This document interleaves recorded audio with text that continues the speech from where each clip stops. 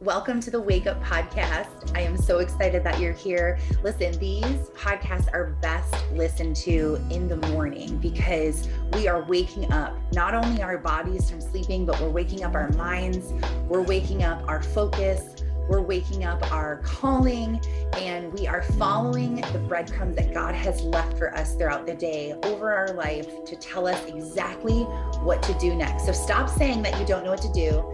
Stop feeling overwhelmed. Stop living in the valley and start walking into your calling. So I'm so excited you're here. Welcome to the show. But anyway, the reason why I created it was because I needed to see the words chosen and anointed in front of my face every single day. Like I needed to see it. And so I started writing that phrase down. I don't even know where the phrase came from, but I just started writing it down on Post-its, on my whiteboard, in my phone. I made a background and put it on as my phone. I just started like signing my emails like, P.S. you're chosen and anointed. When I was coaching people, I found myself giving that advice. Like, you do know you're chosen and anointed, right? Like you do know this, right?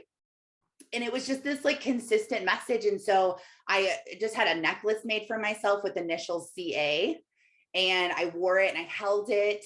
I'm like, you're chosen and anointed. You can do this. You can do hard things. Like God is on your side. Like we are chosen to do this, because I promise you, at no level will you ever feel like, oh yeah, I am chosen and anointed 100%. Ain't nothing going to stop me, hold me back forever. You might think that in a phase, you might have a week of this courage or a month of this belief. What I found is that after you get out of the valley is the turning point where you were going down. You said enough and you started going up. A few of us are actually going to record a video and put it into the podcast series.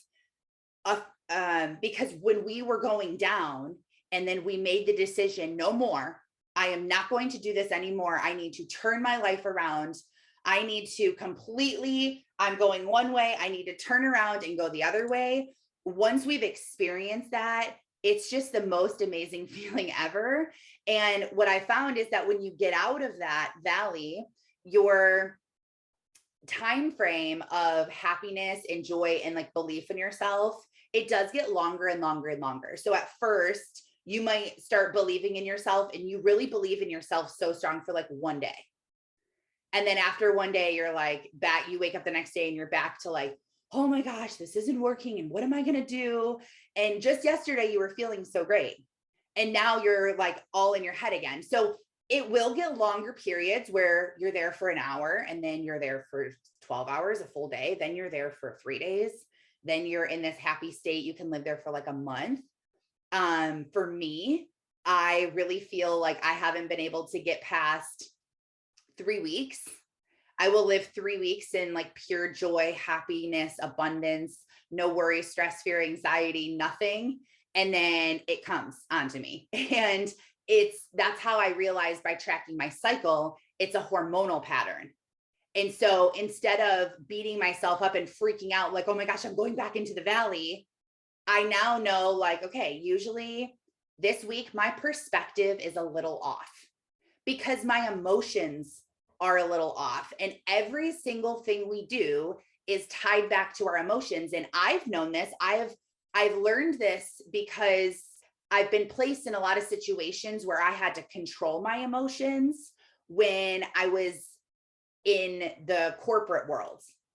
I was given a job and I was the director of recruiting, and I had to recruit for my office.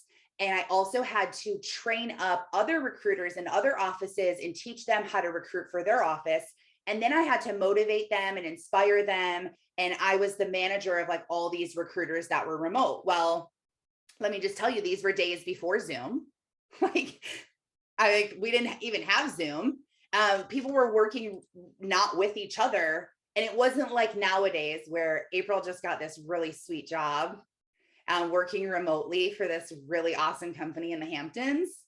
And she told me the other day, she's like, oh yeah, I can put someone on hold And then, I can tell them like, hey, line 1, and then they pick it up at their house and it's the same line. Like, what? You can do that now? Like, the world has just advanced so much. And we didn't have that. We had conference calls that we would do.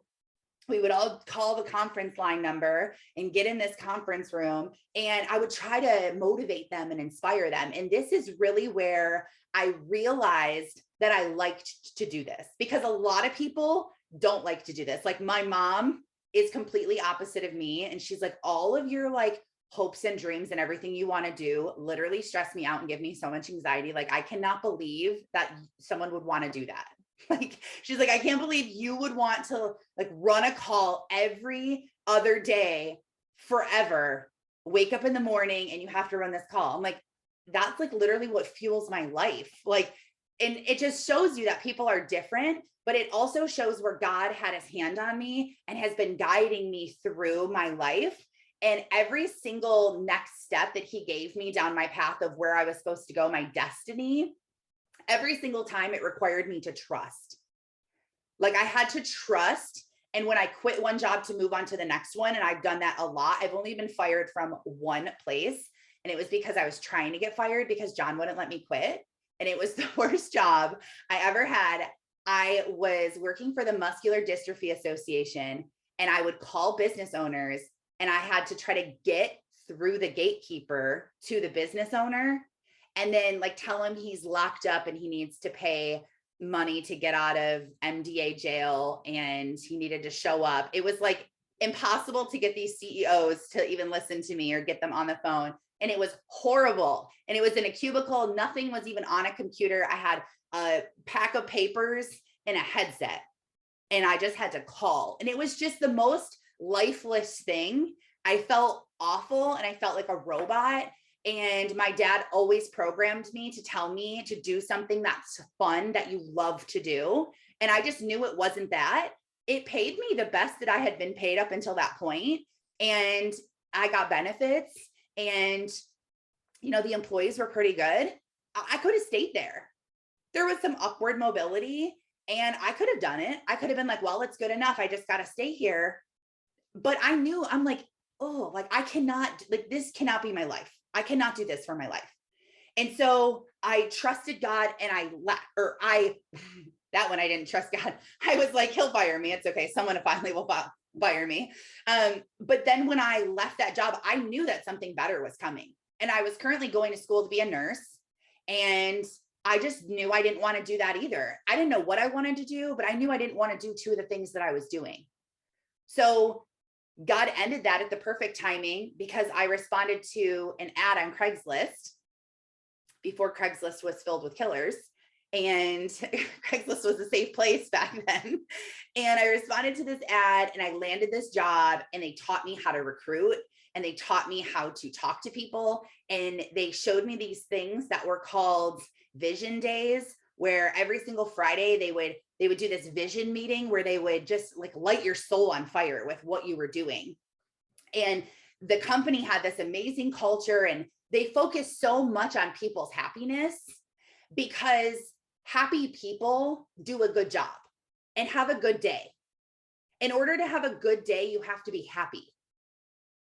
And I realized that firsthand when I would talk to the recruiters in a huddle every morning. We would get on this call, and we would kind of huddle up, and we would just talk about the intention for the day. And I knew, based on where people's mindsets were in the morning on that call, how they were going to produce that day.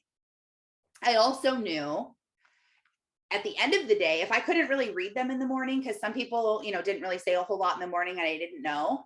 But at the end of the day, when we would do our afternoon huddle, based on how their day was going, I know that their mindset was messed up that morning.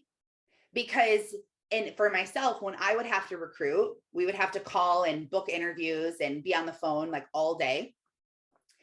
And people were either super annoying or they weren't. Like, I would be like, oh my gosh, today was great. I booked like 15 interviews. Everyone was super nice. The days where I was having a bad day and I was irritated and I was annoyed, everyone was so annoying. I'm like, yeah, this is DBC. You submitted your application. Do you not write down who you submit applications for? Like, I would have like such an attitude and be so, I'm like, you know what? Never mind. Like, goodbye. You're not coming in for an interview. I would just be like short fused and irritated. And anyone that came in my office, I was just irritated. And, I learned this whole thing about if you're in a good mood, you'll have a good day through this company, because they were door-to-door salesmen. And rain or shine, we live in Michigan and we just got an inch of snow the other day and it's end of April. Okay. Rain or shine, they were knocking doors who literally had no soliciting signs on them, people that would throw things at them, slam the door in their face. Like, they were knocking on your door trying to sell you something. What a hard job that is. And they would do it because they had the promise of what was coming and they were sold on the vision of what they were staying for. And this whole company did everything to try to get people in good moods. They would buy the office lunch. They would do throwdown Thursdays where they would throw each other's teams down. They put each other in teams and did little daily competitions. They had team nights on Tuesday and everyone would just go get plastered and everyone was sleeping together and you didn't leave because it's like you worked there all day long with these people. They did everything to make you happy. They bought you fancy suits. They literally were like pulling you into this environment because what you were doing was hard. And then I think it's kind of ironic that I literally left that place to join network marketing. Like, this is literally the same thing. Like, red flag. How did I not and so I'm like, anyway, I was deceived into thinking that this next thing was going to be different. I was actually feeling like I need more approval of people. I need more things. I need to drive a Mercedes like this guy does. I need to be on stage. I remember the first time I ever wanted to be on stage, like, cause that's just my goal all the time, is I just want to be on stage. I love being on stage. I love a microphone in my hand, just motivating and inspiring a group of people. It is my favorite thing to do. I would do it for free. I would do it all the time. Like, I am obsessed with this, but I wasn't always obsessed with it. It wasn't until I went to Nashville for a convention in June of 2010. And I was sitting in the stadium there and I was at the very top. And I saw all of these super rich people at the top of this company being announced and like running down and high-fiving everyone and like getting up on stage and sharing their tips and sharing their advice. And I was just like, this is amazing. Like, I want to do this. And it's because of what I saw is what made me want to do that. I wanted nice things. I wanted a mansion like they did. I wanted a Louis Vuitton purse like they had. I wanted Louis Vuitton heels like they had. I mean, shoot, I just wanted like Lululemon leggings because I was buying $14.99 Amazon leggings, which I found out I like better than Lululemon anyway. But side note, it's what you see. And so I have always thought this way, and I've done a few calls on your emotions equal your perspective lens. And I think of it as a different pair of glasses. Each emotion you're experiencing, if you're experiencing anger, you're going to see out of this red lens and everything is going to irritate you. If you're angry and irritated, you're going to have road rage. You're going to be irritated with the people at the grocery store who just stop their carts in the middle of the aisle. Like, why can you move your cart? Why are you just parking there? Or you're irritated with people pulling into a church parking lot because they're not turning the right way. This is my husband all the time. Like, just every single thing, he's like, oh my gosh, what an idiot. Do you know how to drive? Like, he's always, I'm like, why are you doing that? Like, does that feel good? Do you feel good? And I posted a video this morning, a reel about driving and about your energy when you drive and how it is a choice that you are 100% in control of, but you have to first be aware of the energy that you're feeling in your body in order to change it. Because if you're not aware that it's coming on, you're never even going to realize that that is the issue.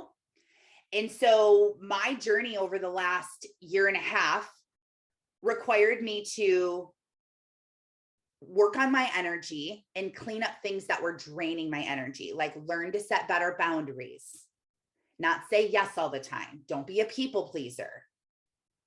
But also, energy leaks like a crazy long to-do list that I've been avoiding. A house that's a disaster, a car that's a disaster, unresolved conflict in my life that I've been avoiding, people that I need to talk to about things or plan things with that I just haven't been doing. Like all of these things kind of weigh you down. You're like, oh, I forgot I need to call the energy company. I need to pay my cell phone bill. I need to get groceries.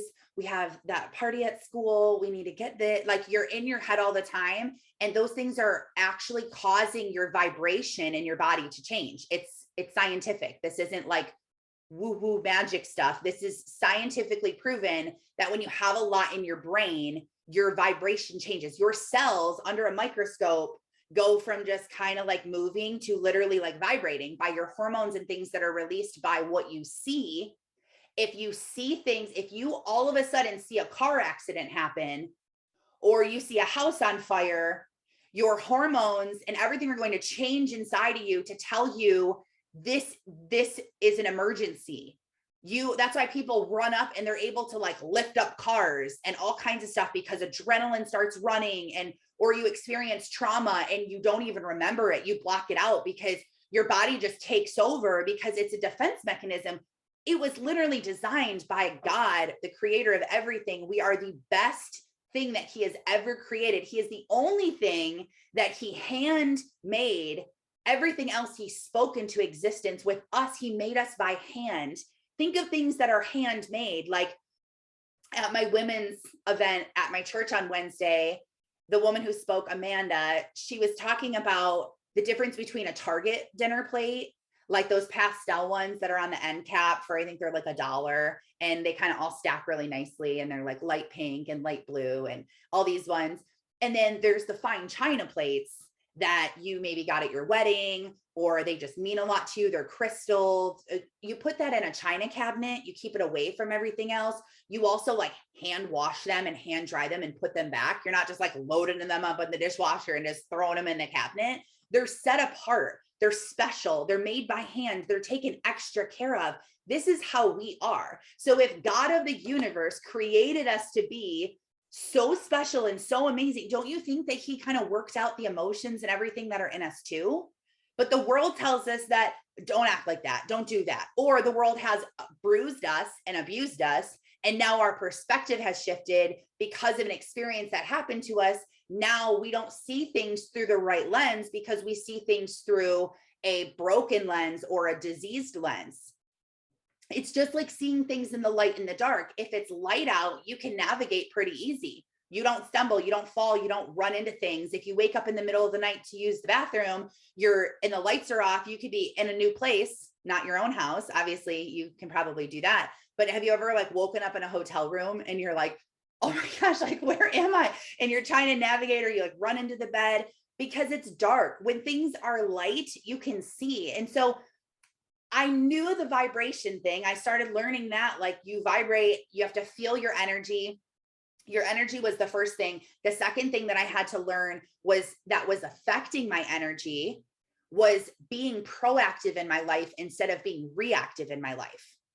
Because I couldn't get my energy under control until I was doing the things that I needed to avoid that. So for instance, my road rage was caused by being late. I was late because I was a poor planner. I was a poor planner because nobody ever taught me how to plan. My mom always just flew by the seat of her pants and did whatever she wanted. That's just what I wanted to do. Now, it's not always our parents' fault, but I didn't really know how to plan, and I didn't even realize I wasn't doing that until April, who was given to me by God. I pray all the time. And if you've taken my Find Your Purpose course, you now have the printout of my prayers. And one of the prayers on there is I pray for the perfect people to be drawn to me, magnetize my people, my perfect people. They're not perfect people. Nobody's perfect, but God knows what I mean. The perfect people for me. people who I need, people who need me, people who need him, like form the perfect relationships, bring me my people. And he not only started bringing them to me, but I knew the second that I had an interaction with them, that they were my people. Like instantly, I'm like, yep, they're my people. Like I either met you at a place, or we talked online, or even just some of us where we're newly connected. And you probably feel like this because you're here, because you're on live, or if you're listening to the recording, even you don't listen to me if you don't feel connected to me. Nobody does. So I know you guys are my people, or else you wouldn't be here. The people who aren't my people aren't listening. But I knew that April was brought into my life, and she was brought into my life the exact month after she came into my life. The 1 month later is when I had my mental breakdown of I cannot do this anymore. And I was deceived, like I said, but I'm going to read a scripture in a minute about it, about being deceived and what Satan's biggest, his biggest trick in the book is. And I never knew what it was. I always just kind of said like, oh, I bet Satan's biggest trick is distraction. Like he distracts us. He doesn't need to kill us. He doesn't need to wound us. He just needs to distract us. Kind of just like get in our heads a little bit, get us like not thinking straight, and then just distract us. And so you have to be proactive, because my road rage comes from running late. I met April. April is always early. She's 15 minutes early to everything. And I was 10 minutes late to everything. So she'd be 15 minutes early. I'd be like, hey, we live in the same town. So I'd be like, hey, I'll be there in like 10 minutes. Sorry, things were crazy. I had an excuse. Things really were crazy. Like things were happening. Like my daughter had a meltdown, or the dog threw up in the house, or just anything. I really believed that. Like I cannot be on time. I have 4 kids. I just can't be on time. You don't know. It's hard. I thought that she was one of those people that were born just early. Like that's just who you are. Like you're just on time, you're early. That's who my daughter is. She gets that from my sister-in-law, who is like by the book, absolutely will not. We were so thirsty we have a membership to BJ's, which is kind of like a Costco. I don't know if they're everywhere, but we just got one for Christmas. And me and Skylar were so thirsty. And I went down the drink aisle and I grabbed a thing of juice boxes and I opened 2 of them. And Skylar and I were drinking the juice boxes in the store. And Sophia's like, you're not allowed to do that. I was like, babe, it's fine. We're going to pay for them at the front. It's okay. She's like, no, you can't do that.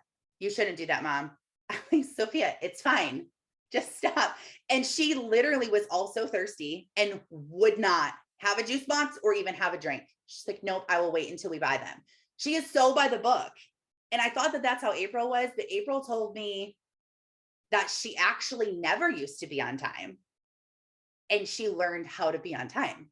And I was like, you can learn how to be on time? Like this is a thing that you can change and you can just be someone who's on time. April said that the trick was, what is it, April, that you plan 10 minutes ahead. That's like the first thing, or you like change the clocks or you change your mind. What is it? For me, I get ready in my bathroom. So I have that bathroom clock, like, I think it's like 5 minutes fast. And then, just being prepared in general. So if I know I have to do something with the kids tomorrow, like no matter how tired I am, like I want to make sure like I have their bags and stuff ready. So being prepared and then just having the clock be ahead of time. Cause then I'm rushing around, freaking out. And then I get in the car and I'm like, oh, I gave myself that cushion. So. Right. I realized that if my day was not pre-planned, and listen, I don't do this every day. I do not. And there's still times where I'm like, oh shoot, I totally forgot. But the goal isn't to do this perfect. Remember, write it down. Done beats perfect. Jeanette, maybe you can rewrite yours. She sent me a message, a picture of it. And she's like, I literally wanted to rewrite this because I didn't like how it looked. And then I realized That's perfectionism and I need to not rewrite it. I'm like, that's totally how it goes. But you don't need to do it perfect. Okay. You just need to be aware and you need to start trying to focus on this. Oh, April said she also put appointments in her calendar 15 to 30 minutes early. So she would be early for those too. That's a really good tip. But you have to just start trying to plan a little bit ahead. Like just start by planning, waking up in the morning and looking at your day the next day or looking at your day today. But I realized that 100% of the time that I would snap on my kids and on my husband, it was because my energy was off. And it was because I was the cause of it. So I would be yelling at my daughter to get on her shoes and she doesn't know where they are. And then I'm like, how do you not know where your shoes are? If you would just put your shoes where they belong, you wouldn't have to worry about this. Get your stuff. Where's your backpack? And I would just like go crazy. And then it was just, I was yelling about everything. Then we get in the car and then we're running late. So then I'm irritated at the slow farmer who gets out in front of us. I'm like, the farmer's here again. Like I have to go around him. And then it literally just sets up not only my day, but her day as well. And my other daughter's day. And then I hear, so now that I'm aware of this, I see other parents doing this. And then I see them complaining about the kid as if it's the kid's problem. This happened at gymnastics yesterday. The one mom was like, this kid, I swear, he's so bad. I can't even believe he's like this. And he was like running around and like being hyper and like doing stuff. And she was just like, oh my gosh, this must be a boy thing. Like, this is ridiculous. And I was thinking it has nothing to do with him. I could just see her energy. I could see her energy. You know, when some people are just glowing, like they just have this, like, I call it like the grandma glow. Like, you know, like a cute grandma. I love old people. Love them so much. And like the cute old people that are just like so loving and motherly and gentle and kind, like this just beautiful soul. Or now I've been meeting a lot of other women that have this glow and this soul. And it's like, you literally can feel it. If someone comes in a bad mood, you can feel it. You know they're in a bad mood. If someone walks in a store and they're angry, or you're like, okay, hold on, like the energy just changed, you can feel it. And if you're distracted and you're stressed out and you're always thinking of the negative and you're always just, you know, go, and your energy is off, you probably won't realize this and sense it. But the more you do it, the more sensitive you get to it. But not only was I lashing out at my kids, I also was really struggling with a lot of my own mindset because of my stress and because of running late. It would kind of like, so running late or just avoiding certain tasks, not doing my to-do list. Like for instance, by the first of every month, we need to have our budget done because all of our bills like auto pay for the month. And so we need to just make sure like the money is over in this account, everything is good to go. We have like anything added in. If that's not done by the first, well, then there's bills that start coming out and the money's not there. And then it's like, hold on, and it gets confusing. But I would just avoid this for whatever reason. I just avoided it and I wouldn't do it. I wouldn't do it. Well, I realized that the reason why I always procrastinated anything to do with money and really just to do with money, like earning money, spending money. The reason why is because I had a lot of limiting beliefs about money and I was working so hard, plotting, planning, and scheming for money. And I was just so stressed out all the time that money didn't want to stay around me and be around me. I didn't respect it. I was just always so stressed and focused on my lack and my limitations and what I don't have that I didn't even want to look at money or even think about it because I hated it. There was never enough, and money was my key to happiness. But because the money wasn't there, I was unhappy and I was irritated and I was annoyed and I was frustrated. I had all these emotions. And so when I read Catherine Zenkina's book, How to Manifest $1,000 in 21 Days, I'm not saying I agree with all of her teachings. She doesn't really give credit to Jesus. She gives credit to God, but they're not the same thing. And so, although there are a lot of things that I think like, she should have said Jesus. She should have said that we get that because of him. But so don't message me and tell me you're offended because I recommended something. I've been encountering a lot of offended people lately. And I'm like, okay, guys, like, let's just like let down the offense and not go there. But her book really helped me to see my limiting beliefs around money, what I thought money was. And it really helped me to see. So being proactive was so important. I had to do it. I had to have my whole day planned for the next day before the day happened. What I was doing, where I was going, the important things on my list. I wrote, and now this is not also like, because I'm an overachiever and I'm a perfectionist. So I would sit down and make a whole list of 30 things that have been on my to-do list. Like I would just purge everything from my brain. Anything I could possibly think of that I need to do, I would write down. And then I felt like I had to do it that day in order to have a successful day. And when I didn't do it, I beat myself up that I'm so lazy and I just can't believe I didn't do that. I'm so irresponsible. And there I go again, procrastinating. And I would just start like labeling myself and talking crap to myself in my head. So I realized that the third thing that you need to do, so energy leaks was 1, proactive instead of reactive was 2. Number 3 was mindset, because I'm like, if my mind isn't in the right place and I'm not forcing it to be in the right place, then I'm not doing great being proactive and I have a bunch of energy leaks. And they all went hand in hand. And these are the 3 things that I did to make myself feel better. I would literally be calling my mom, just crying and just like venting about everything. Like every single thing in my life was failing. The little things would set me off. I would be crying. I would just be stressed out. And I was drinking more than I should. I was smoking more than I should. I was just miserable. I was depressed, mental health. And I see people like this all the time that are walking around living in this life. You are literally choosing to live in that life. And you don't even realize that it's a choice that you're making every day. But when I was in Tennessee a couple of weeks ago, I was doing a study and it was all about your vision and your sight. And I kind of had this moment of like a bunch of questions, like where everything just kind of like came together. I think of my brain, and I've shared this before, of like every time I learn something, it's like a little gear and they're just kind of all like randomly placed in my brain.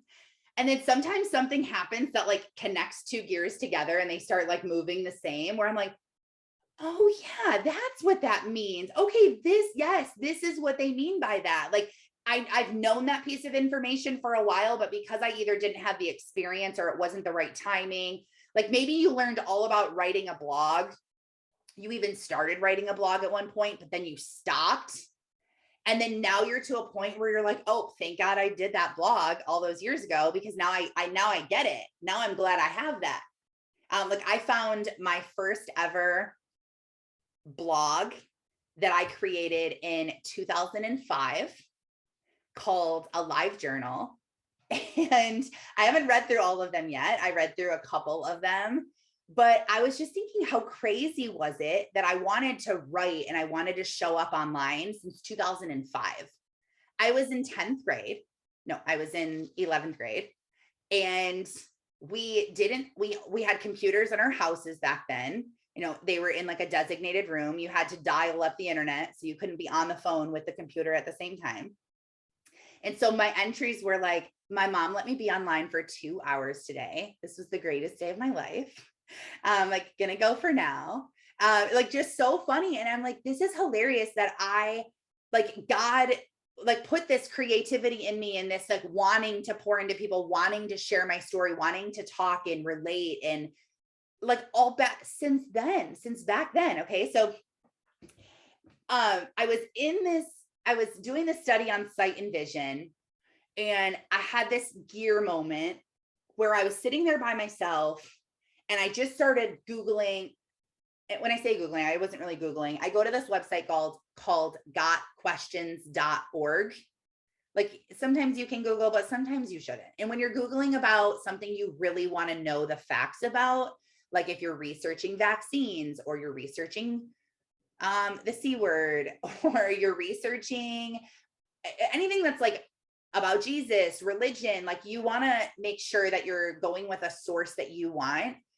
Researching health supplements, you can't just Google, right? That's scary. That's a scary place to go. But I go to gotquestions.org and you can type in any question you have in there. And so while I'm reading a study or I'm reading the Bible, I am in my head thinking, what questions do I have about this? Like, who wrote this? When did they write it?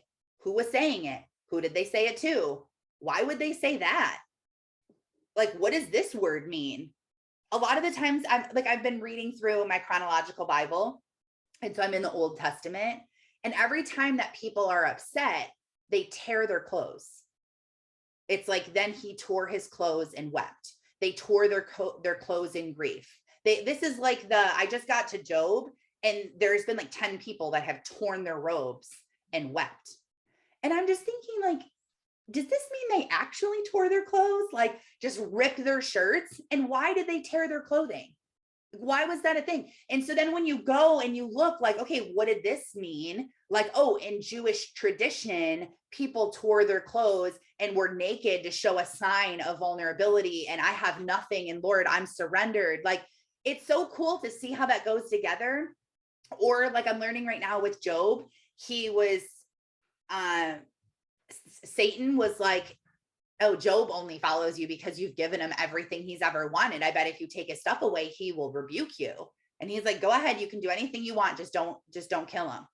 And he won't turn away from me. And so he kept throwing a trial and had all of his land burned and all of his cattle burned and all of his livestock burned and all of his stuff, all of his servants were killed and everyone. And then he got diseases and boils and had all these things and was literally stripped away from nothing. And when his people came to go and spend time with him, they sat there in silence for 7 days. And I'm like, why did they? Okay, if like my friend's having a hard day and I go over there, like I'm not going to sit in silence for 7 days. Like, you need to know the truth. Like, come on, like I'll help you. I'll be there. But in Jewish culture back then, when someone was grieving, you went and you didn't say a word until the person who was grieving spoke. Because sometimes the best thing you can do is just be there in silence, and their grief is so deep that words cannot do anything. And you are not always meant to have the perfect words. Sometimes your presence is just needed. So whoever feels like they don't want to go to a funeral, or they don't want to go to visit someone when they have a disease or a sickness, or you just feel awkward, just remember, your presence there is enough. You don't have to say anything. That is enough. But so I Google these things, or I search these things, because it helps me to understand more of why it's saying these things. And I realize that if you ask questions while you're reading things, it really helps your mind to stay focused. And like, I think we're all just a natural skeptic. So I think it's good. I try to not like catch the Bible in a lie, because I know it's not, but I try to have that kind of like skeptical mind a little bit, so I can pull out and learn for myself. Because if I learn myself and I experience it, then I truly believe. And I truly am like, no, I've experienced this. I understand this. Like, yes, this makes sense. So I started searching, what does the Bible say about eyesight? And I started reading scriptures. And this scripture was in Matthew chapter 6, verse 22. It says, the eye is the lamp of the body. If your eyes are good, your whole body will be full of light. And I started doing some other searching, like who said it, who was he saying it to, and just wanted to know like what other people in the Bible have seen things. And I tried to apply it to my own life of where I've been seeing things and what I've been doing. And it says in the Bible that your eyes are your entrance to your heart and mind.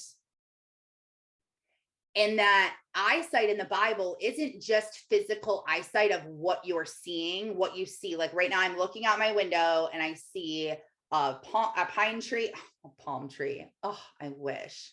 No, I see a pine tree. It's half dead. I also see brown grass because our grass isn't even coming back to life yet. No, I see, I see things in front of me, but my perspective is also part of my sight, because I can see brown grass right now, and I can see this half dead pine tree and my light bulb that's out on my front porch, and this dead bush in front of our house. Or I can look out of the window and I can see all of the birds flying around, the trees that are starting to bud, the sun that is out, my beautiful front porch that my husband made for me. I can see good things or I can see bad things. We all can. And so the reason why it says the eye is the lamp of the body, if your eyes are good, your whole body will be full of light. He's not just saying what you see in front of you. He's also saying your perspective. Your perspective is what you also perceive. What you perceive is huge. Good eyes, if they're good eyes, they see and perceive well. If they're bad eyes, they don't. And I even wrote down,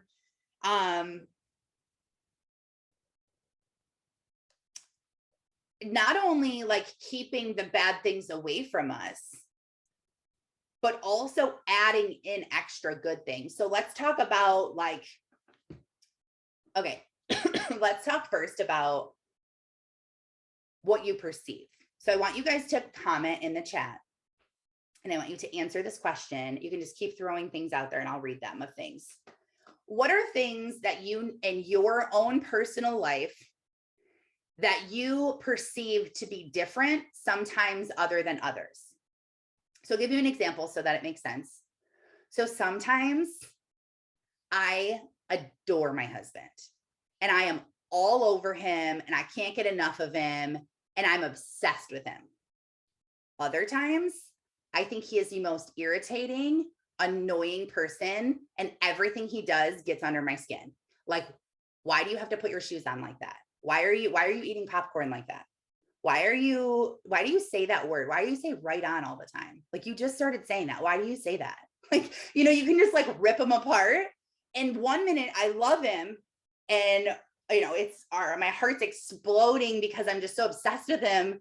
And the next minute I'm like, dude, I literally get divorced. Like, you could leave and I would be happy. Like, please go. Like, I want nothing to do with you. So what are some other things that you feel like one day you can be all about and the next day you're not? Put them in the comments, the things that you think of. Sometimes you're irritated with them. Sometimes you love them. You can also unmute if you want to, and you can say something. April says kids. Great example. Kids for sure. Like, you just look at them and you think, wow, I'm so grateful. I'm a mom. This is amazing. I love being a mom. And this is just so easy. And I'm just so happy. And then other times you're freaking out, just putting them in front of an iPad, telling them to leave you alone, going and locking yourself in the bedroom, telling them not to talk to you. Business. Yeah, April and Terry both said building my business, right? One day you're like, this is great. This is so much fun. I love this. I feel so good at this. And literally the next day you're like, can I do this? Is this even going to work? Am I really, like, come on, do I really think that I'm going to be able to do this? Like, I'm one of those people, like, this is actually going to work. Am I crazy for thinking that this is going to work? Your belief in yourself being a stay-at-home mom, for sure. Right. You're like, I love staying home with my kids. This is amazing. I get to raise them. I get to be here. And you're like, oh, I just really wish I had my own thing. I really wish I could leave every day. I really wish I could, go away and come back. We have tons of things that we shift our perspective on a day-to-day basis. And so you can't trust your emotions. You cannot trust your emotions because they're going to shift. You cannot base things on emotions. And I always, if I'm trying to make a big decision, I always give it a 48-hour rule. Like I cannot do that for 48 hours. I need to wait. And sometimes if I'm not in a different emotional state, I need to wait a little bit longer. Or now sometimes I decide that I'm not having that conversation right now because I know that I'm not in the right place to have it. So when my son got suspended from school the other day, I didn't do the perfect job like I wanted to. You know, we want to do it perfectly, but I did a lot better than I have. And usually he would come home and I had already talked to the principal and I would just freak out and I would be so mad at him and just say all kinds of stuff. But this time I was like, I do not want to talk to you. And you don't want to talk to me right now either. So we should just go separate ways because I need to cool down. And then he kept talking. And then I said a couple of things. And then I was like, nope. Okay. Nope. Get away from me. Like nope, not today. Like that real, it's like, pick somebody else, not today. Get away from me, child. Like you do not want to be around me. So you can learn to separate these things. But okay, so there's things that you're physically going to perceive, and there's things that you're mentally going to perceive. And so not only eliminating things that we see. So if you're watching pornography, that's what you're seeing. If you're at a strip club, that's what you're seeing. If you're at a convention where everyone is throwing around money and Rolls Royces and $100,000 rings and $1 million paychecks, that's what you're going to see. If you're watching violence and you're watching trash TV, that's what you're going to see. And I'm not on here to cast judgment or to shame you or to make you feel bad, because that's not my job at all. And I am not perfect. And I do not put my eyes and set my eyes on things above, not on worldly things all the time. And we're all growing at this. But it's not just let's eliminate those things. Let's switch what we watch. Let's not go to those places anymore. Let's not turn that on anymore. It's not enough to just not do the things. You have to replace them with good things. So people are all the time searching for fulfillment and happiness. How do I become fulfilled and happy? That is the number one thing that people want to know, and the number one thing that they want to feel and complete. They want to be happy and fulfilled, which means they're successful and they're all these things. But what I found out is what Satan's greatest deception was, to make people think that they found the light when in fact it's the darkness of false light. And he talks about that in 2 Corinthians 11:14. His biggest thing that he wants to do is blind us and corrupt us. That's what he wants to do. He wants you to think that life is all about these things and this stuff. And you got to have more, and you got to do more, and you got to achieve more, and you have to be this type of person and appease all these people. And he is falsely telling you that this is the light. Like, this is what you want. This is the life. Like, let's live this life that the world lives. Let's go live this. And it's totally a lie. It's not true. And when you have followed that and you realize that at the end of it, it was true. Like for me, at the end of the road, when I thought that the money and the world, like, I guess Satan underestimated me. He didn't realize I would get to the end of the road and realize he's a liar.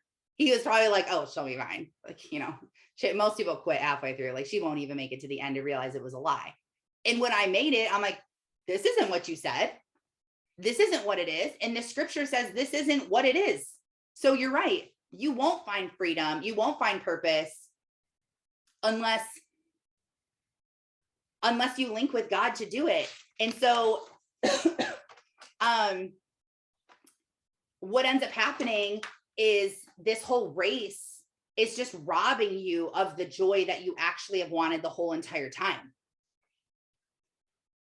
And you have to replace what you're doing in order to have a fulfilled, joyful life. So putting new things in front of you is a great way to change your pattern of what you've been doing. If what you see is affecting your heart and your belief and everything from this point on, you should try to replace things in your path, your physical sight, with goodness. So adding things in like going to church. Going to church, you're seeing godly things. You're in a church, you're with his congregation, you're hearing the words, you're seeing the words, you're experiencing it. You're at a church. Go to a small group, do a Bible study, get together with a group of women where you can talk about this, like this being on here. We're seeing each other, we're giving light, we're showing up, being outside, being in nature, what God created, and paying attention to it and seeing it, seeing the trees and being thankful and grateful with Thanksgiving and walking and experiencing being, seeing your house and turning it into gratitude. Like this, I'm so grateful I have this home. It might not be your dream home. You might be renting. You might be living with your parents. Who cares? Look at where you are. Like God is providing for you. And looking around, and you're adding additional things. So start reading your Bible, seeing that your eyes are the lamp to your soul. Reading scripture on a page, you might not be understanding it like you think you should. You might be like, I've never read this. This doesn't make any sense. I have no idea what I'm doing. But I promise you, it's going to start affecting your soul. It really will. Seeing the words chosen and anointed on a shirt will make you say, okay, I'm chosen and I'm anointed. Seeing affirmations written on your TV, on your mirror, on your windows will make you see that. That's why affirmations are so important to just have up. You might not even be intentionally looking at them and reading them, but your subconscious is reading them as you're walking through your house and going around. Don't have trash up. Don't have things that you would want someone to recite. Like my nanny's friend came over and has a sticker on the back of her car that says like the devil's child or something. And I was like, why? You should take that sticker off your car. That's what you want on your car. She's like, oh, my dad gave me this car and the sticker was already there. So, well, you better scratch it off. I wouldn't be driving around with a sticker like that. Like, you don't want that on you. You don't want to say that. You don't want to see this picture of this devil every single time you walk around the back of your car or walk to your car. Like, oh, there's my car, the one with the devil on it. Like, that's subconscious in your mind. Like, that's just letting things in. My mom used to say that to me when I was in high school, and I felt like she was so crazy. And all she wanted to do is rob me of good music. But she's like, this junk that you're listening to, like, it's programming you. Like, why are you listening to that garbage? And it truly is. If you turn on Christian music, and I'm not saying gospel holy music, like there is good rap Christian music out there that I love and listen to. Like if you're putting that in your head and those are the words that you're hearing in lyrics about God and about life, like it just changes you. And that's why I said the other day on the call that it's an experience. It's a lifestyle.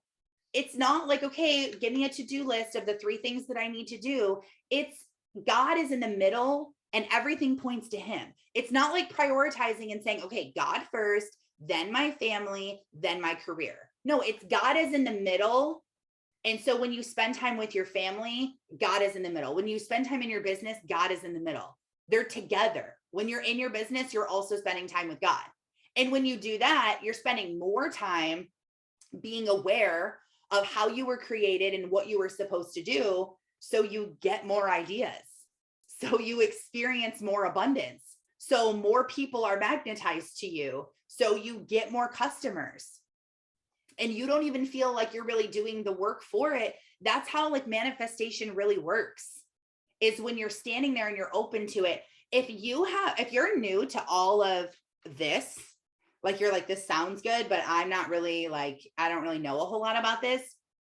Start with listening to Florence Scovel Shinn's book called The Game of Life and How to Play It. I listen to it on Audible. I like the audio version of books, but you can get the free PDF just by Googling it and you can read it on there. The PDF is good because you probably want to highlight some of the scriptures, and she gives you a ton of statements to say to overcome fear. It is literally, I would say, if I had to pick one thing outside of the Bible that has changed me, it's her series of books. And she has 4 books out there. And I just listen to them on repeat. They're amazing. Florence Scovel Shinn. Scovel is Scovel. And then Shinn. So good. And April told me about her books. and they're just phenomenal. It really will help you to see that we try way too hard. We self-sabotage. Like, you're looking at all kinds of trash. You're influenced by all kinds of stuff. You have wounds that you won't heal because you have too much pride and you're worried about what people are going to think. And so you're just walking around this earth like a zombie, doing all of the things that God says, if you do this, you will experience this. And if you do this, you'll experience this. If you change what you're seeing physically and through your perspective lens, everything will start to shift. It's proven. It will. This isn't like a, maybe you'll start to feel better. This is like proof. Like, this is it. And if you try to do this and you're like, it still doesn't work, well, then we need to have a talk, and you need to DM me and we can talk a little bit, because there's something that you're still blocking, a limiting belief or something that you're not doing. We tend to just say, I don't know what to do. I don't know what to do. You do know. There's something that you know you need to do that you're not doing. Like, for me, I knew I needed to go to therapy. I couldn't get my perspective right because my experience was off, and I had so much inner anger and abandonment and resentment and bitterness and betrayal and hurt deep down that it was affecting everything that I saw. So although my surroundings were beautiful, my perspective was not. And then focus on being aware of that energy today, of what is happening that's triggering you. And there's a book called Triggers that you could read too, if you feel like that would be something that would really help you. It's once you feel like, okay, all of a sudden my energy shifted. Like, I just want you to pay attention to the shift. Like, if you're like, okay, I ended up having a bad day today. Like, at what point did it get bad? Did you wake up and it was bad? Was it after a conversation with someone? Did something happen? You'll be able to look back and think of a specific time that your day shifted. And then what was happening and how can you change it? For me, it was also every single time my boys got home from school, I shifted. Like, I'd be in a great mood. Their bus would pull up. I would still be in a good mood. They would walk in and I would be in a bad mood. I'm like, why am I doing this? I don't want to be in a bad mood around my kids. Like, why does this keep happening to me? And what was happening is that I'm someone who needs to have like a 15-minute transition period before something new happens to like switch my brain. So I was sitting in here and I was working and I was focused 100% on work. And all of a sudden it's like, no more work. Now you're a mom. And it was hard for me to like, oh, okay. Like, I need to stop thinking about what I was doing. I need to slow, like, I gained so much momentum on the train today with my business, and now it's still going, but I need to like shift and go over here. So I learned that was triggering me. What I needed to do was I needed to do like a neutralizer for 15 minutes, do something else. So if their bus came home at 3:30, at 3:15, I would stop working and I would go do something that would neutral out my energy, like cook something, take a shower, do yoga, move my body, pray, meditate, read something, take a bath, go outside, just sit and meditate. I had to do something for like that transition period. And then it was easy for me. Now my whole family knows I need a transition period. So everyone kind of respects that. If I'm on vacation and I come home, I need a transition period. I get home and I tend to like be in a mood I don't want to be in and feel a way I don't want to feel. It's because I need a transition period. I need to like decompress and get my energy right. And then I can go on and I can be happier. But I literally realized that through this, I used to be an angry mom. I would classify myself as an angry mom all day. And since figuring this out, I have no anger in my body at all. Like, I literally just do not, I don't get angry. Do I get upset and do I get irritated at my kids? Of course. But it's not that like anger where I'm yelling uncontrollable and I'm just out of control and I'm just angry. You can change that. That is from being triggered. That is from having open wounds. And that is from having poor boundaries and not being proactive. So if your energy is off, everything is going to be off. And your eyes are so important to what you're doing. So remember that next time that you're doing or spending time or looking at something, like, is this really what I want my soul to see? And then realize your influence over your house. whatever you put up on the walls, your family is going to see. So pictures, quotes, affirmations, scriptures on your refrigerator. Like, what scriptures do you want your kids to see every single time they open their refrigerator?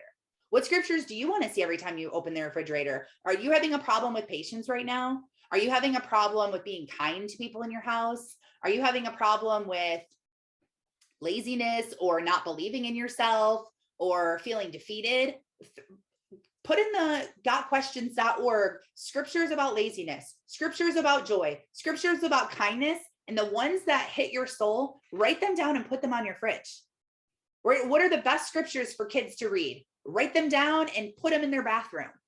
Like, you can start programming their minds and showing what they're reading. If you leave the Bible out on the counter, your kids are going to walk past it and see it. They don't have to read it. People will see it. That's what they say. The Bible is the living word. Like, leave it open and leave it out on your counter. Don't leave it closed up in a bookshelf that you're never even going to realize. Even if you're not reading your Bible, leave it out, open it to a random page and leave it on your counter and leave it there. And you'll be surprised at how quickly that this stuff starts to really change your mind, change your energy, change the way that your life is. You're going to start to live an abundant, blessed, happy, joyful life, regardless of your circumstances. It doesn't matter how much money's in the bank. It doesn't matter what's going on. You're going to live like this because it's not a feeling that's because of money. It's a feeling because of God. And God doesn't care how rich you are or how broke you are or how hurt you are or how abused you were. He loves us all the exact same. Whether you're spending time with him or not, he loves you just as much. So nothing you do will change that. And I think that that's the beauty of it, is that God is the same all the time. We can't rely on anyone else that we know. People always let us down. People always change because we have emotions, because we're humans, but God doesn't have those emotions that control him. So his perspective and how he perceives us is always the same. And he wrote it down to tell us over and over and over and over and over again when we change that. So heal, slow down this weekend. If you're listening to this recording before the weekend, like, slow down this weekend if you can, or plan a couple days next week where you can kind of slow down and do less. Go outside if you can, spend time in nature, spend time seeing goodness, and you'll see this huge creativity flow, this huge like aha moment of this is what it is, or this is my idea, or have a download. It will happen. And when it does, let me know, because I want to know about it, because I love hearing how God works in people's lives.